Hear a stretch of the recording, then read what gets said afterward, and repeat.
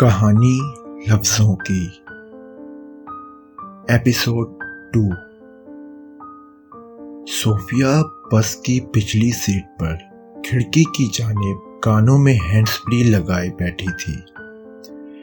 اس کے ہونٹ گانے کے بول کے ساتھ ساتھ لاشعوری طور پر ہل رہے تھے۔ اس کی نظریں باہر سڑک پر اور دماغ نہ جانے کہاں گم تھا۔ بس میں ہونے والی اچانک ہلچل نے اسے خیالات کی دنیا سے نکال کر واپس بے حس جذبات کی دنیا میں لا کھڑا کیا تھا۔ یہ کسی عورت کی آواز تھی جو اپنے سامنے کھڑی برقع پوش عورت سے چلا کر کچھ کہہ رہی تھی۔ صوفیہ نے ایک کان سے ہینڈز فری نکال کر ان کی باتوں کو سننے کی کوشش کی۔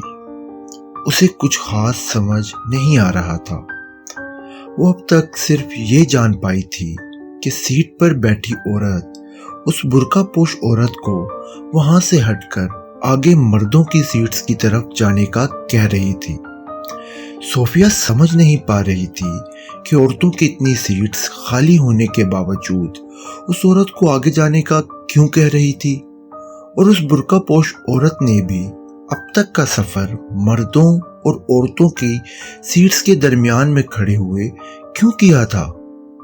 یہ معمہ صوفیہ پر تب کھلا جب کافی دیر اس عورت کی باتیں سننے کے بعد برقع پوش عورت نے مڑ کر انتہائی بے بس انداز میں صرف یہ ایک جملہ کہا، باجی نہ کرے نا، بس تھوڑا سا آگے میرا سٹاپ ہے، اتر جاؤں گی۔ وہ ایک خواجہ سرا تھی۔ صوفیہ کو ایک جھٹکا لگا۔ اس نے آج تک کسی خواجہ سرا کو برقعے میں نہیں دیکھا تھا۔ وہ اب سمجھی تھی کہ وہ خواجہ سرا مردوں اور عورتوں کی سیٹس کے درمیان اپنی مرضی سے نہیں بلکہ اللہ کی مرضی سے کھڑی تھی، اور ان لوگوں کی مرضی سے نہ تو وہ بس کی اس جانب جا سکتی تھی اور نہ ہی اس جانب آ سکتی تھی۔ صوفیہ سمجھ گئی تھی کہ بس کے درمیان میں کھڑے ہوئے اسے اپنا ایک درمیانہ جنڈر ہونے کا احساس بہت شدت سے ہوا ہوگا، اور ہوتا بھی کیسے نہ، وہ تو شاید اس حقیقت کو ایک پل کے لیے بھلا بھی دیتی، لیکن کیا یہ دنیا اس کو یہ سب بھولنے دے سکتی تھی؟ نہیں، کبھی نہیں۔ اس دنیا کو دوسروں کو ان کی خامیاں یاد کرا کر بہت سکون ملتا ہے۔ شاید وہ اس سے خود کو مکمل ہونے کا احساس دلاتے ہیں، لیکن اصل میں یہی لوگ نامکمل ہوتے ہیں، نامکمل احساسات سے اور جذبات سے۔ اب وہ خواجہ سرا اس فیصلے کی کشمکش میں بالکل بت بنے کھڑی تھی کہ وہ آگے جا کر ان مردوں کی حقارت بھری نظروں کا سامنا کرے یا اس عورت کی باتوں کو برداشت کرے کہ اچانک اس نے پیچھے سے ایک آواز سنی، سنیں آپ یہاں آ کر بیٹھ جائیں۔ یہ آواز صوفیہ کی تھی۔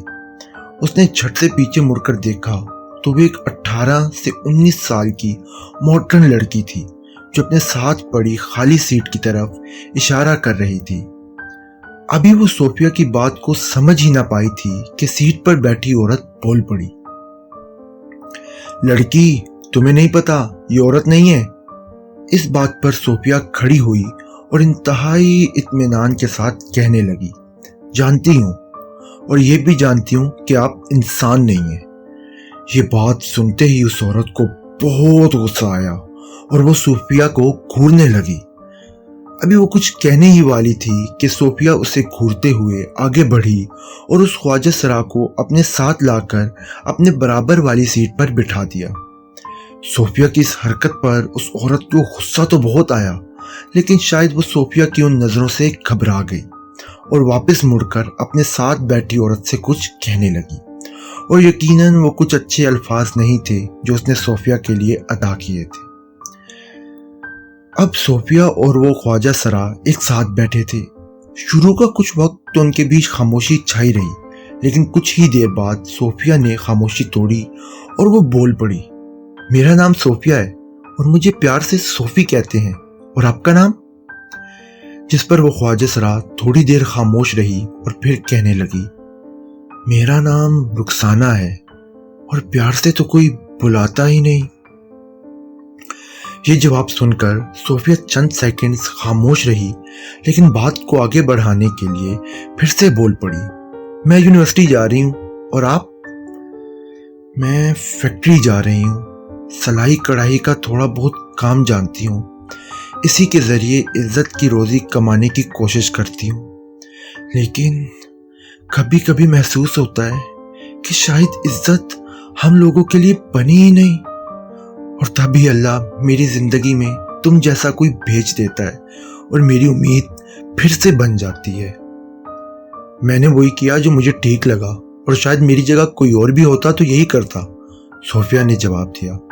نہیں صوفیہ، تمہارے علاوہ اور بھی بہت سے لوگ ہیں اس بس میں، لیکن تم ایک ہی ہو، اور اب اگر میں تمہارے لیے کچھ کر سکوں تو مجھے بہت خوشی ہوگی۔ صوفیہ جھٹ سے بول پڑی۔ فی الحال تو آپ میرے لیے دعا کر دیجئے، میری اٹینڈنس پہلے سے شارٹ ہے اور لگتا ہے آج بھی لیٹ ہو ہی جاؤں گی، پورے سیمسٹر کی محنت ضائع ہو جائے گی، شاید آپ کی دعا سے کچھ اٹینڈنس ایڈ ہو جائے۔ اس بات پر رخسانہ کچھ دیر خاموش رہی اور پھر بہت اطمینان کے ساتھ کہنے لگی، ایک بات ہمیشہ یاد رکھنا، دعا محنت میں ایڈ نہیں ہوتی بلکہ محنت سے ملٹی پلائی ہو جاتی ہے۔ صوفیہ اس کا جواب سن کر بہت حیران ہوئی۔